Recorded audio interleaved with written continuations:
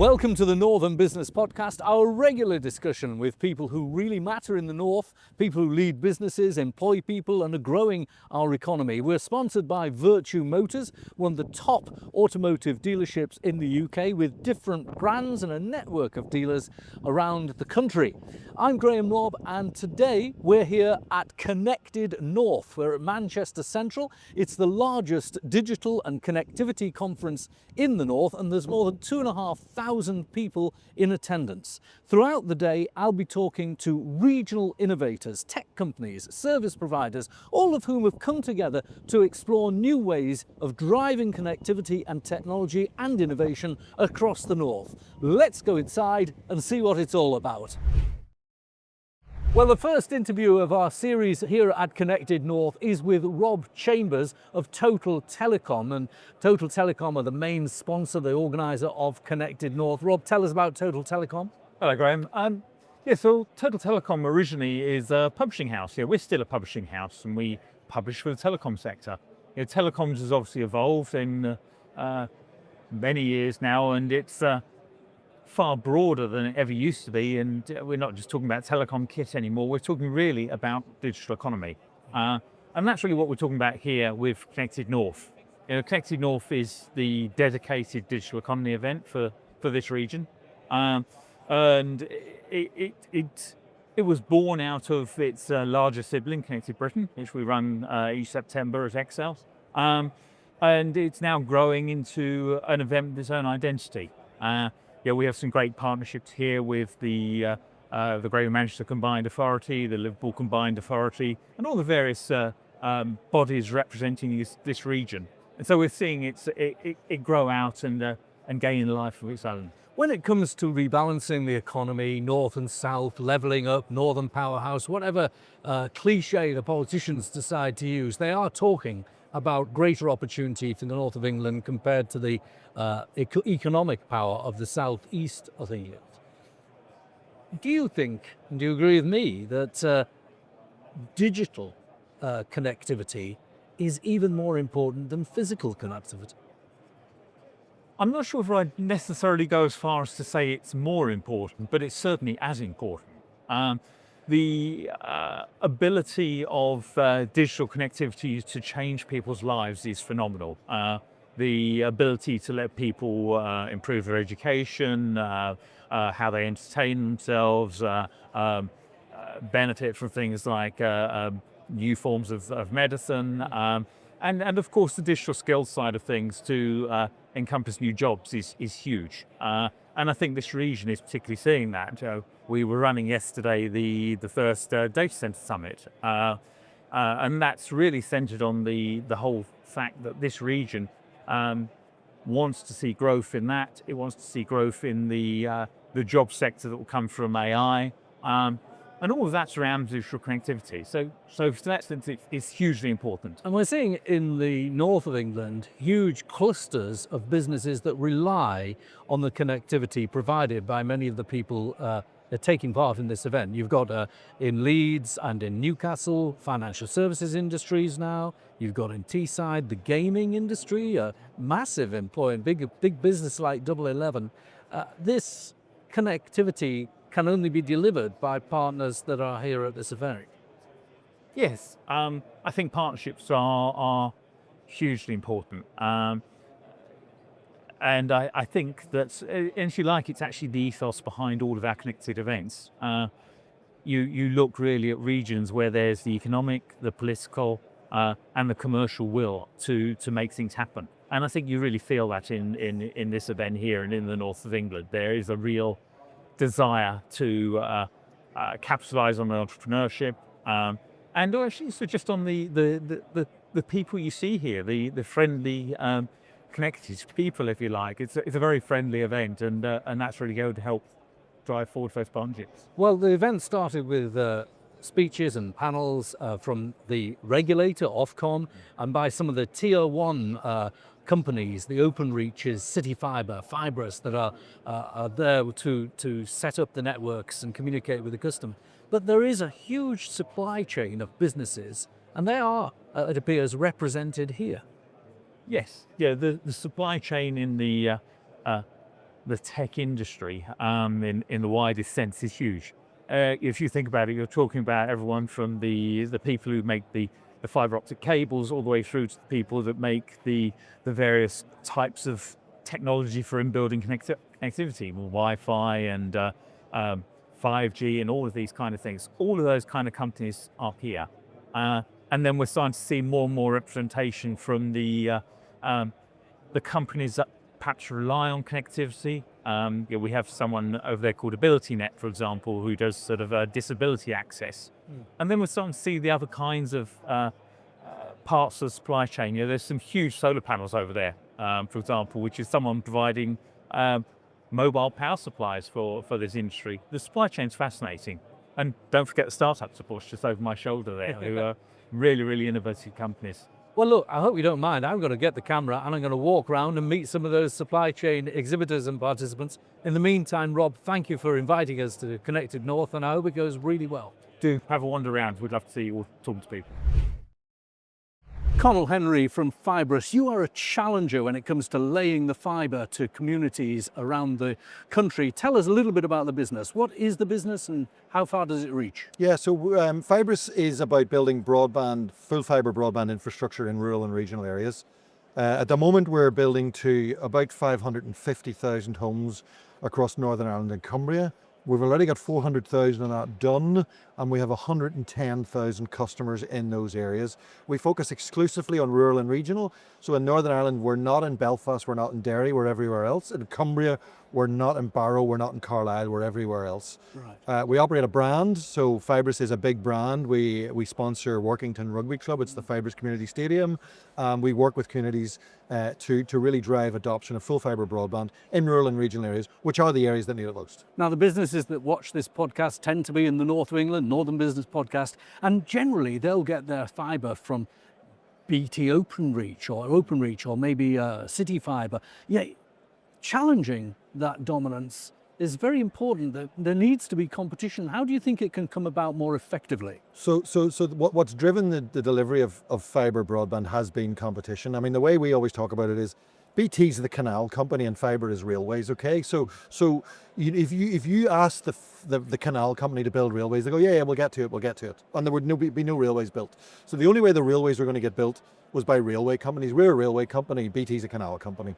So BT are now building canals because railways are being built by somebody else, if that makes sense. So I'm not going to stretch the metaphor any further, but you need competition to drive investment both by the new entrants, but also by BT. So what we find in Northern Ireland and in Cumbria is that BT have responded to our investment with a deepened and increased investment in their own fibre. And that's great for consumers. It gives them choice. It makes the market much, much more alive. No, there's a big project co-funded or subsidised by the government, Project Gigabit. And you made a good point on the stage that maybe regulators have to look at the different capital that's available for smaller companies like yourself and big companies like Openreach. And maybe I got the sense that you were saying maybe they should just give it a bit, put their thumb on the scale a bit. So the regulator's job is to deliver policy. What is policy? It's to deliver full fibre broadband to everybody in the state, okay? Everybody in the state includes rural and regional areas. Policy has, some of the regulatory decisions have driven the outcome in the opposite direction. So what the regulators decided to do with how it prices BT's poles and holes product is anti-rural. It's 20 times more expensive in rural areas as it is in urban areas. That's a decision the regulators made, not BT, and it should make a different decision. It's done the same with the wholesale market that City Fibre trades in. It's made that very, very difficult for operators to build a wholesale network at scale and economically because of the pricing that has been set in the wholesale market by the regulator. And I said on the stage that to an extent the regulator operates a little bit like the Oxford Union, listening to the quality of debate as opposed to what's the policy outcome that's going to happen here. And it needs to think about policy outcomes more deeply. One last question. In this this event, the Connected North event, there's lots of people in the supply chain. How do you evaluate who you work with? Is the fact that they may be adding value along the supply chain by local jobs important when you're contracting supplies? Very much so. We with our contracting base, particularly on the build side of things, we very much use local workforce. What we've actually done is created our own entity in Northern Ireland. We set up a company called Fibre Optics, and we expanded that company to to Cumbria, and we set up a training and development program in Cumbria where we take trainees and we give them qualifications. And we have a total of 900 staff working directly for Fibres, and a supply chain that we try and make sure that it supports the local economies in which we now exist. Thank you very much. Okay, we're going around the exhibitors at Connected North. Let's see if we can take the supply chain through a logical process. I first come to Autogen AI. They give me a nice flash book and a pen. Mahmood, when it comes to the early stage of the supply chain, it's about pitching, isn't it? Yes, absolutely. Tell us what your product does. Yeah, absolutely. So we provide software that helps organizations win more work through harnessing the power of large language models. So we're actually building bespoke language engines for every customer. And each engine that we build is effectively trained on their tone of voice and their corporate corpus. And it's ultimately helping them generate winning responses. Fantastic. Yeah. So is it an expensive product? Is it software as a service, or is it use once? Yeah, it's a great question. So it's a SaaS solution, but we actually work with a host of different organizations across verticals. So we do lots of work with charities and SMEs, but we also work with leading suppliers to the UK government. So any organization that has some sort of work winning function will see a lot of value in the software. And what kind of, I've got to be tough on this, what kind of prices are you doing? Because it is important, if you're not doing many bids, and would it be worth having it for a service? Yeah, so the pricing commercial model does range depending on the size of the organization. Right. But what I would do is actually take it a step back. So when I think about a business case, just to justify the investment, it's really focused around two key areas. So Autogen helps organizations win more business around 20 to 30% increase in win rates, and also anything up to an 8 times increase in productivity. So you think about if you're bidding for hundreds of thousands of pounds worth of business, and even just a slight uptick in your win rates effectively pays for the software itself. Well, that's fantastic. All the best. Thank you very much. Cheers. Okay, we're looking at the supply chain at Connected North now, having talked to some of the major providers of cable services. How do they get the cables laid? Dave Mountain is from Cable and Things. Come on, what is this? Instead of a handshake, we're doing this, are we going? It's a tug of war, but this isn't high tech. Nah, it's that simple, isn't it? Yeah. Why? Why do you make and sell rope? So look, our business name is called Cable and Things. We sell cable and things. So anything you need to build a fiber optic network, we do. And rope. You've probably never seen it. You never think it's an important thing. Millions of meters of this is used every year to build your fiber network.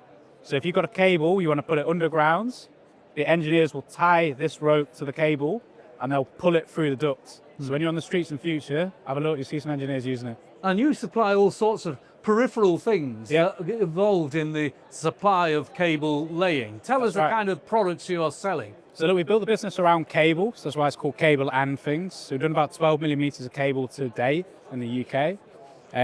You need joint closures and distribution boxes to be able to distribute a larger cable to make it a smaller cable across the UK. You'd have a large cable that goes from the middle of a city to a smaller cable that goes to his home. So joint closures and things like that help you to make it smaller, basically. And then accessories, consumables, anything you need to tie the cable to chambers, all these things you've probably never heard of, we sell. And is business good? Business is good. Great. Well, thanks for talking to us on the Northern Business Podcast. Thank you, Graham. Appreciate it. Thank you. Well, we're in the shadow of a bit of kit, which demonstrates the ability of Hutchinson. And I've got the CEO, Dean Drinkwater. So what is the bit of kit you've brought to show off your engineering prowess? This is a structure we design. It's used by a couple of the mobile networks here in the UK. So it's a full 5G mast. So this will be deployed typically in urban areas. Street work structures is what it's classed as. So that would give coverage to people in houses and businesses where there's a dense amount of population. So less amount in your greenfield, middle of nowhere, more where there's connectivity required. So for people listening rather than watching this 5G mast is actually now a familiar sight in streetscapes, isn't it? It's everywhere. But we're seeing it up close, and when you see it up close rather than from the pavement, it's quite a sophisticated bit of metalworking. It is. Is each one bespoke? They're designed specifically by us, specifically for a network or for a network's particular need or requirement. For for usually a project that they have. So over the last few years, we've gone from 3G to 4G and then 5G. And 5G was the big change because going back in the day when I first started in telecoms, if you look at these cables, there was 6 cables in a whole pole. Yeah. Now there's 48 plus fiber plus DC power, so it's far, far more complicated. Absolutely. And this is a sort of metal box that we'd see on the street again. Yeah. Very familiar. And it's got a lot of weatherproof type cables, even though they're in a box. Yeah, got to be secure and got to be safe. So yeah, it's got to make sure it works. Designed again by us, designed so that we can upgrade it, because that's the big thing now, to make sure we can add more kit as technologies change. Because that's been a big challenge for telecoms, is that technology is continuously evolving. The amount of traffic on the networks is continuously increasing. So trying to adapt and trying to cope with those changes is a real challenge, you know, and that's why we've designed this that looks quite complicated, but it's actually designed to be upgraded and changed really easily on site. Now, you talked about design a lot, but let's get to the real nitty gritty. You're a manufacturer. Yeah. You're in Widnes We are. in the Northwest. Yeah. And this is manufactured out of steel. Where do you get your steel?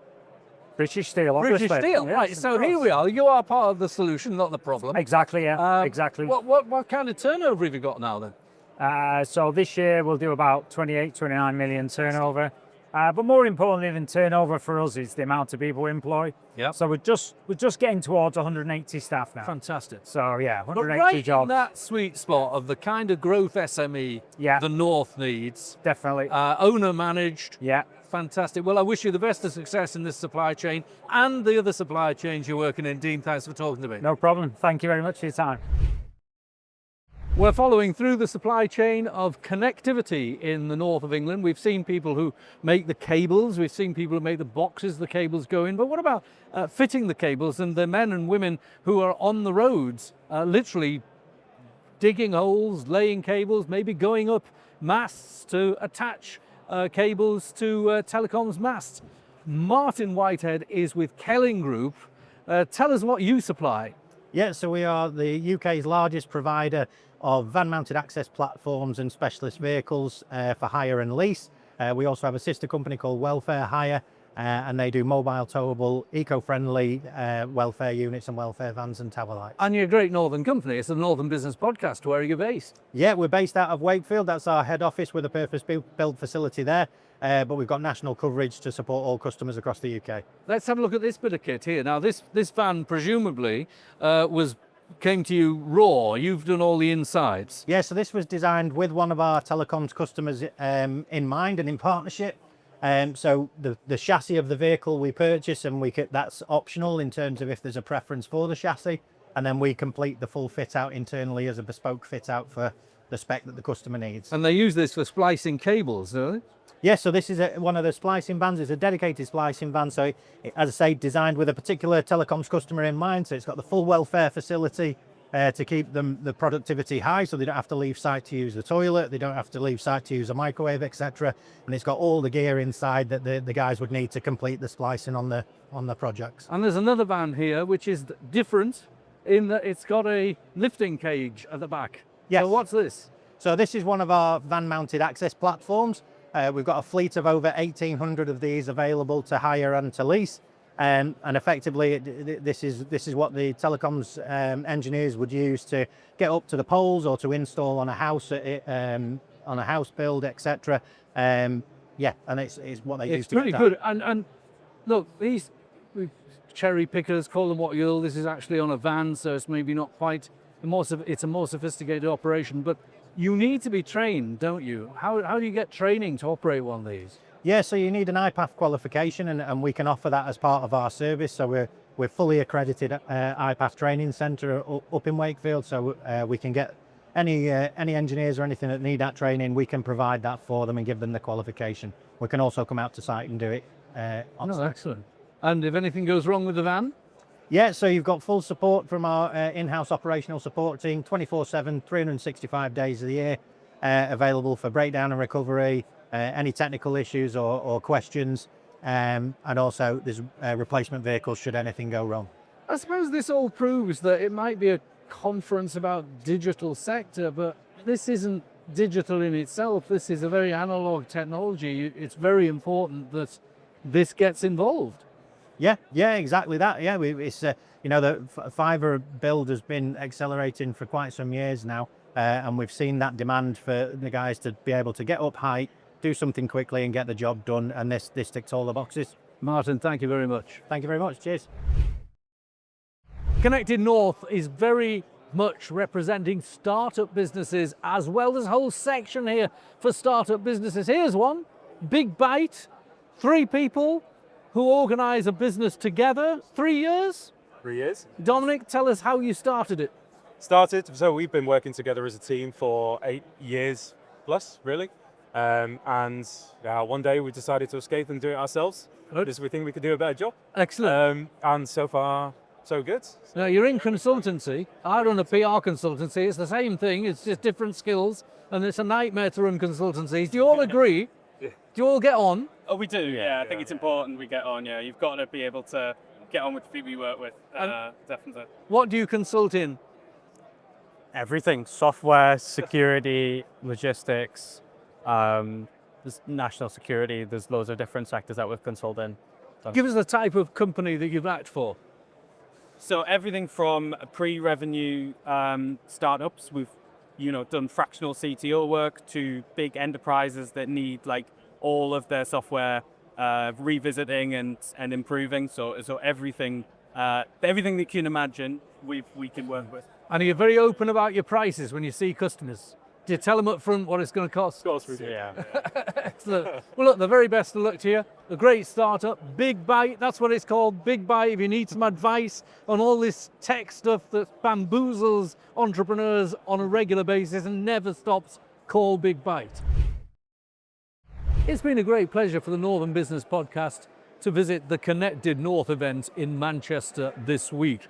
What have we learned? Well, we've learned that there are billions of pounds being invested in laying cables for advanced fibre optic, the Gigabite campaign to get giga connectivity to all communities. We've also learned that there are increased investments in mobile digital technology, but more importantly, that all these investments are filtering down to many, many companies, whether they be small one-man startups, whether they be companies that can help you in your bidding process, or companies that are selling the peripherals that go along with laying cable, the cable itself, the ropes that drag the cable through the tunnels, or the supply chain that supplies the vans that look after the men and women that are building this infrastructure.